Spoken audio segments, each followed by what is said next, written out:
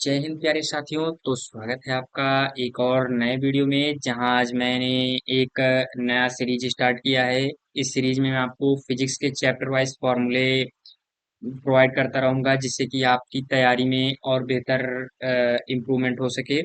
तो तैयारी को इम्प्रूव करने के लिए मैं मतलब 4 से 5 मिनट में आपको सारे फॉर्मूले चैप्टर वाइज बता दिए करूंगा, तो आपका एक तगड़ा रिवीजन हो जाएगा। आप जानते ही हैं कि न्यूमेरिकल सॉल्विंग में, या कह सकते हैं कि जो आपका डेरिवेशन होता है, इसमें फॉर्मूले का कितना बड़ा महत्व महत्व रहता है। और कहीं पर भी आप किसी का डेफिनीशन भी लिख रहे हैं, तो उसके साथ अगर एक उसका फॉर्मूला भी लिख दे रहे हैं, जैसे गॉस के नियम को समझाइए, उसका फॉर्मूला भी लिख दे रहे हैं, तो आपके जो है डेफिनीशन में चार चांद लग जाते हैं। तो यानी कि फॉर्मूले का एक बहुत बड़ा रोल रहता है फिजिक्स जैसे सब्जेक्ट में। ठीक है। तो आज उसी बेसिस पे मैं पहले चैप्टर को लेके आया हूँ, ऐसे ऐसे करके बाकी के सारे चैप्टर्स को मैं धीरे धीरे प्रोवाइड करता रहूंगा। ठीक है। तो पहला चैप्टर वैद्युत आवेश तथा क्षेत्र। तो इसमें सबसे पहला फॉर्मूला जो आपका है, कूलाम का नियम। कूलाम का नियम F बराबर क्या होता है? 1/4 pi epsilon not Q/2 R²। ये तो आपको रटा हुआ होगा, लेकिन मैं फॉर्मेलिटी के लिए लिख दिया हूँ। ठीक है। फिर दूसरा फॉर्मूला है वैद्युत क्षेत्र की तीव्रता। दूसरा टॉपिक आता है। इस टॉपिक का डेफिनीशन वगैरह हर चीज आपको पता होनी चाहिए। और वैद्युत क्षेत्र की तीव्रता का फॉर्मूला क्या हो जाएगा? E बराबर F/Q0। ओके। तो उसके बाद तो तीसरा फॉर्मूला है बिंदु आवेश के कारण वैद्युत क्षेत्र की तीव्रता। बिंदु आवेश के कारण वैद्युत क्षेत्र की तीव्रता क्या हो जाएगी? ई बराबर 1/4 पाई एप्सिलॉन नॉट Q/R²। ठीक है। उसके बाद चौथा फॉर्मूला मैं फटाफट से बता देता हूँ, आपको पता होगा, बस एक बार रिवीजन आपका हो जाएगा। बस मेरा रिवीजन के पर्पज से मैं ये वीडियो बना रहा हूँ। ओके।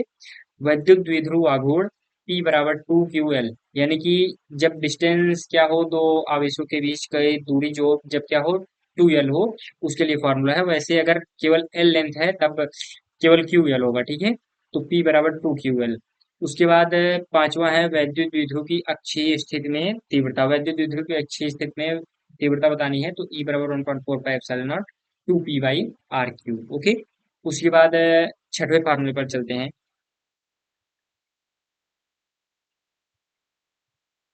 तो अपना छठा फॉर्मूला है वैद्युत द्विध्रुव की निरक्षीय स्थिति में तीव्रता E बराबर 1/4 पाई एप्सिलॉन नॉट P/R³ तो यानी कि अक्षीय स्थिति में 2P/R³ हो जाएगा, निरक्षीय स्थिति में P/R³ ओके।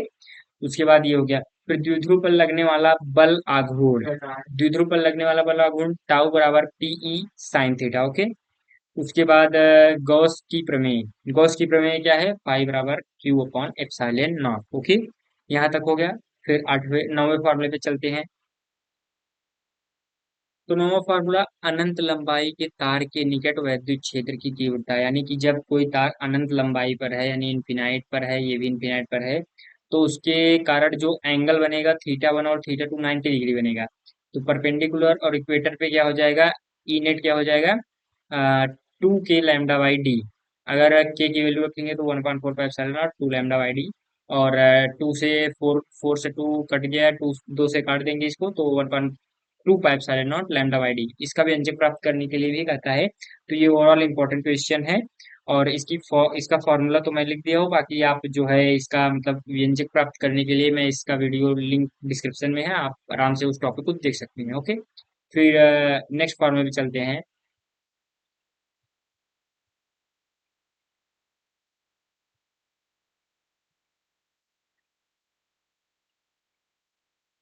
तो 10वां फॉर्मूला अनंत विस्तार वाली समतल अचालक चादर के निकट वैद्युत क्षेत्र की तीव्रता क्या है? अनंत विस्तार वाली, अनंत विस्तार यानी कोई बहुत मतलब अनंत तक जाने वाली जो कोई अचालक चादर है, तो उसके निकट वैद्युत क्षेत्र की तीव्रता क्या हो जाएगी? ई बराबर σ/2 एप्सिलॉन नॉट।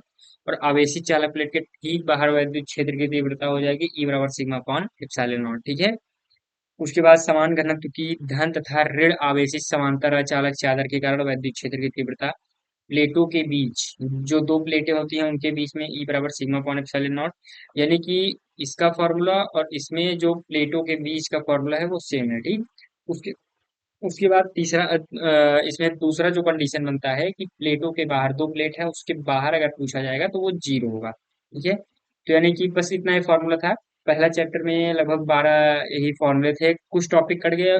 फॉर्मूले तो और भी थे, 15 से 20 फॉर्मूले थे, लेकिन कुछ टॉपिक कट चुका है। इस नाते अगर रिड्यूस्ड सिलेबस में देखा जाए न्यू एनसीईआरटी के हिसाब से, तो इतने ही फॉर्मूले हैं। आप का समझ लीजिए कि एक थॉरो रिवीजन हो गया है। तो ये 12 फॉर्मूले हैं, आप एक बार से रिवाइज कर लीजिए फटाफट से। पीडीएफ इसका डिस्क्रिप्शन में है, आराम से जब भी आपको इच्छा कहे करे रिवीजन करने के लिए तो कर लीजिए, लिया करिए, ठीक है। तो यहीं तक था वीडियो, चलते हैं, धन्यवाद।